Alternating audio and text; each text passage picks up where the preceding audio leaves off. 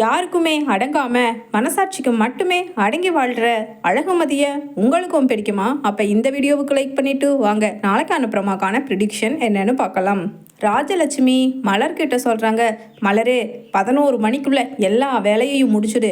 இன்னைக்கு கடைவீதிக்கு போய் உனி நாளை நாள் தானே இருக்கு, ஆடி 18க்கு போய் சாமானை எல்லாம் வாங்கிட்டு வரணும் அப்படின்னு சொல்றாங்க ராஜலட்சுமி.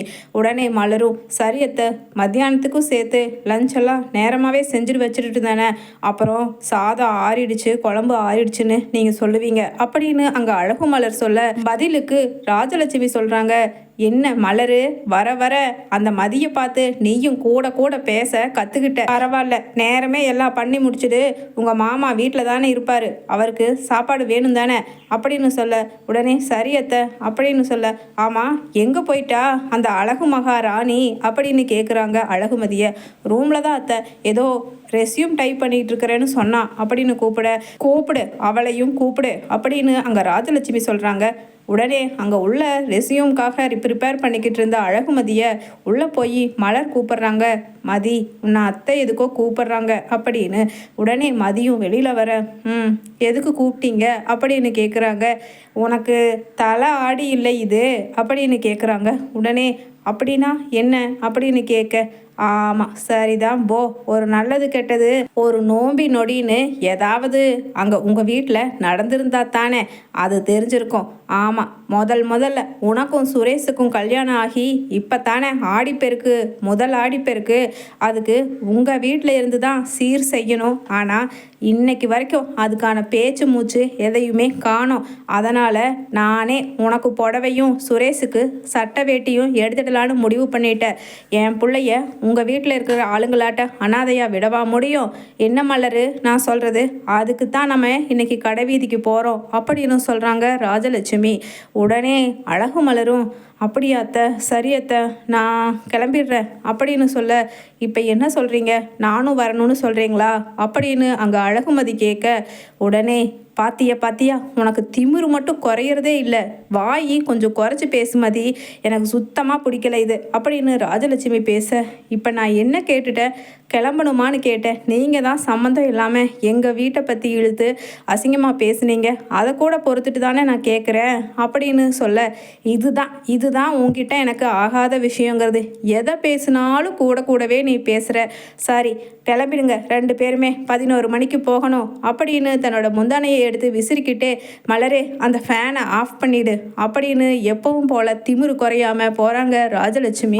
அவசரமாக எல்லா வேலையும் முடிச்சுட்டு கிளம்பி மலரும் வெளியில் ஆட்டோக்கு வந்து உட்காரும்போது சுரேஷுக்கு ஃபோன் பண்ணுறாங்க. சுரேஷ், எல்லாம் சாப்பாடெல்லாம் எடுத்து டைனிங் டேபிளில் வச்சுருக்கேன். இப்போ மதி நான் அத்தை 3 பேருமே அங்கே கடைவீதிக்கு போகிறோம், நீ வந்து சாப்பிட்டு நாங்கள் கிளம்புறோம் அப்படின்னு சொல்ல, அண்ணி ஏன் நீ ஆட்டோவில் போகிறீங்க, சொல்லியிருந்தா நான் ஏதாவது டாக்ஸி புக் பண்ணியிருப்பேன்ல அப்படின்னு சொல்கிறாங்க சுரேஷ். உடனே பரவாயில்ல சுரேஷ், நாங்கள் போயிட்டு அதுக்கப்புறம் ஒரு 2-3 மணிக்கெல்லாம் திரும்பி வந்துடுவோம் அப்படின்னு சொல்லிட்டு கிளம்பி போகிறாங்க. அதே சமயம் கடைவீதிக்கு போன இடத்துல அங்கே கண்ணாடி வளையல் இருக்கு பாரு மலரு, நல்லா கரெக்டான சைஸாக பார்த்து மதிக்கு எடுத்து கொடு. அவள் முதல் ஆடிக்கு கண்ணாடி வளையல், அதுக்கப்புறம் பட்டு புடவை, அது இதுங்கிறது தான் நமக்கு சாங்கியம் அப்படின்னு சொல்ல, உடனே மதியோ எனக்கு இந்த கண்ணாடி வளையலெல்லாம் போட்டால் பிடிக்காது, நான் போடவும் மாட்டேன் அப்படின்னு சொல்கிறாங்க. உடனே அதுதான் சாங்கியன்னு சொல்கிற, பிடிக்காது போட மாட்டேன்னு சொன்னால் எப்படி அப்படின்னு சொல்ல, உடனே மலரும், மதி விடு மதி, எதுக்கு ஒரே ஒரு வாட்டி அவங்க ஆசைக்காகவாது வாங்கி போட்டுக்க வேண்டியது தானே அப்படின்னு சொல்கிறாங்க. இல்லை, இது எதுக்கு விலை கொடுத்து வாங்கி வேஸ்ட்டாக தானே அந்த ஒரு டைம் யூஸ் பண்ணிவிட்டு நம்ம வைக்க போகிறோம், அதனால தான் நான் சொன்னேன், மற்றபடி இவங்க சொல்லி நான் போடக்கூடாதுன்னெல்லாம் சொல்லலை அப்படின்னு அங்கே அழகுமதியும் சொல்ல, அதுக்குள்ளே திடீர்னு ஐயோ அந்த ரவுடி வர்றானா, வசூலுக்கு எல்லாம் கடையை இழுத்து மூடுங்க அப்படின்னு சொல்லிட்டு ஒவ்வொருத்தராக கடையை இழுத்து மூடுறாங்க. ஆமாம், வளையலும் இல்லை ஒன்றும் இல்லைம்மா, முதல்ல இடத்த காலி பண்ணுங்க, இன்னும் கொஞ்சம் நேரம் இங்கே இருந்தேன்னா என்னோட கல்லாவில் இத்தனை நேரம் வியாபாரம் ஆன எல்லா பணத்தையும் அவன் எடுத்துகிட்டு போயிடுவான் அப்படின்னு சொல்லிட்டு அங்கே வளையல் கடைக்கார பொண்ணு சொல்ல, உடனே அங்கே ராஜலட்சுமியும், என்னடி இது என்னைக்குமே இல்லாமல் கடைவீதியில் இப்படியெல்லாம் நடக்குது அப்படின்னு சொல்ல, உடனே மலர் சொல்கிறாங்க, அத்தை நான் வேணும்னா சுரேஷுக்கு ஃபோன் பண்ணவா அப்படின்னு கேட்க, அம்மா நீங்களும் எல்லாரும் ஓடி போய் ஏதாவது கடைக்குள்ள உள்ள சந்தில் பார்த்து ஒளிஞ்சுக்குங்கம்மா, அவன் வந்தா கழுத்தில் போட்டிருக்கிறது கூட மிரட்டி கத்தியை காமிச்சு வாங்கிட்டு போயிடுவான், அவ்வளவுதான் சொல்லிட்டேன். 3 பேரும் நின்று ஃபோனை எடுத்து ஆராய்ச்சி பண்ணுறதுக்கெல்லாம் நேரம் இல்லைம்மா, நகருங்க நகருங்க அப்படின்னு அங்கே இருக்கிற பக்கத்து கடைக்காரங்க எல்லாருமே சொல்ல, ராஜலட்சுமியும் மலரே அவளை கூப்பிடு மலரே, பயக்காம நிற்கிறா பாரு, வீட்டில் தான் கூட கூட வாய் பேசுகிறானா, இங்கே வந்தா என்ன எல்லாரும் பயந்துக்குவாங்களா என்ன, எல்லாரும் ராஜலட்சுமின்னு நினச்சிட்டாளா இவ, அந்த ரவுடி கத்தியில் ஒரே செருகிட்டு அதுக்கப்புறம் கையில் காதில் இருக்கிறதெல்லாம் பிடுங்கிட்டு போயிடுவான், அவளை கூப்பிடு பயக்கிறாளான்னு பாரு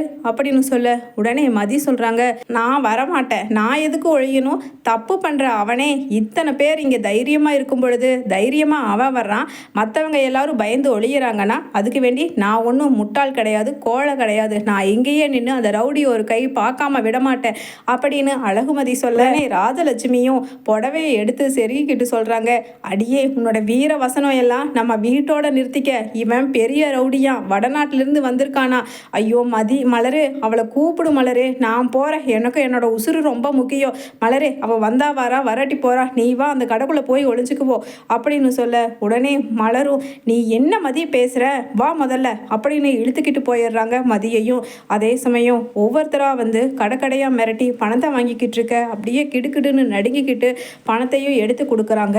பின்னாடி இருந்து வந்த அழகுமதி அவனோட சட்டையை எட்டி பிடிச்சு, எதுக்காக இந்த பணத்தை வாங்குற, நீ என்ன ரூல்ஸ் படியும் சட்டப்படியுமா இந்த பணத்தை வாங்குற, நீ ஒரு பிரைவேட் மனுஷன், அப்படி இருக்கும்போது உனக்கு எதுக்காக இவங்க உழைச்சி சம்பாதிச்ச காசு கொடுக்கணும், மரியாதையா அதை அந்த கல்லாவிலேயே போடு அப்படின்னு அழகுமதியும் மிரட்ட, உடனே அங்கே ராஜலட்சுமியும் தலையாக அடிச்சுட்டு, மலரே இன்னைக்கு செத்தம் போ, நாம் என்றைக்குமே நம்ம கடை வீதிக்கு வராதவங்க, இன்னைக்கு நம்ம எல்லாருமா சேர்ந்து வந்த நேரம், ஓ அருமையாக இருக்குது போ, திரும்பி நம்ம 3 பேரும் வீட்டுக்கு போக மாட்டோம், உங்கள் மாமனாரை யார் பார்த்துக்குவாங்க, பாக்யராஜு பாப்பா சுரேஷ் இவங்களையெல்லாம் யார் பார்த்துக்குவாங்க அப்படின்னு அழுக, உடனே மலரும் அத்தை என்னையும் பயப்படுத்தாதீங்க அப்படின்னு சொல்ல, உடனே வளையல்கார அம்மா கையெடுத்து கும்பிட்றாங்க, தம்பி அந்த பொண்ணு இந்த ஏரியாவுக்கு புதுசு, தெரியாமல் பண்ணிடுச்சு, அதை கழுத்திலிருந்து கத்தியை எடுப்பா அப்படின்னு சொல்ல, உடனே அழகுமதியும் கையை காமிச்சு, அம்மா நீங்கள் பேசாமல் இருங்க அப்படின்னு சொல்ல, உடனே அங்கே போலீஸ் வர்றாங்க. அதுக்குள்ளே பார்த்தா அங்கே சுரேஷ் தான் வர்றாரு, போலீஸ் ஜீப்லேருந்து இறங்கி. அப்போ தப்பிச்சு ஓட பார்க்குற அந்த ரவுடியை இழுத்து பிடிச்சிடுறாங்க அழகுமதி. உடனே என்ன தைரியம், இத்தனை வருஷமாக நான் இங்கே இந்த மாதிரி தான் மாமூல் வாங்கிக்கிட்டு இருக்கேன், ஒரு ஆம்பளை கூட என்னை எதிர்த்து கேட்டதில்லை, ஆனால் ஒரு பொட்டச்சி நீ என்னை கேட்குறியாடி அப்படின்னு கையை கிழிக்கிறாரு லைட்டாக.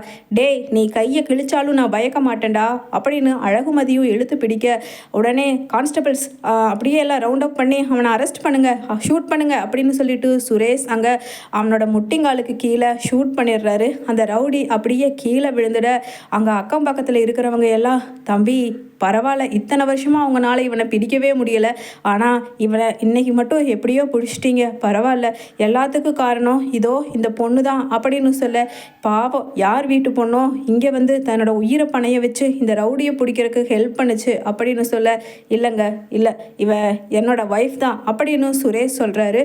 உடனே பரவாயில்லையே, நீ வீட்டில் மட்டும்தான் வீர வசனம் பேசி எல்லாத்தையும் கழுத்தறுப்பேன்னு நினச்ச, இங்கே வந்து உனக்கு இப்படி கூட ஒரு தைரியம் வந்திருக்கா, பரவாயில்ல அப்படின்னு பேசிக்கிட்டு இருக்கவே சுரேஷுக்கு ஃபோன் வருது. பரவாயில்ல, கங்க்ராச்சுலேஷன்ஸ் மிஸ்டர் சுரேஷ், நீங்கள் பிடிக்க முடியாத ரவுடியை பிடிச்சிருக்கீங்க, அதனால் உங்களுக்கு 5 times ப்ரமோஷன் கிடச்சி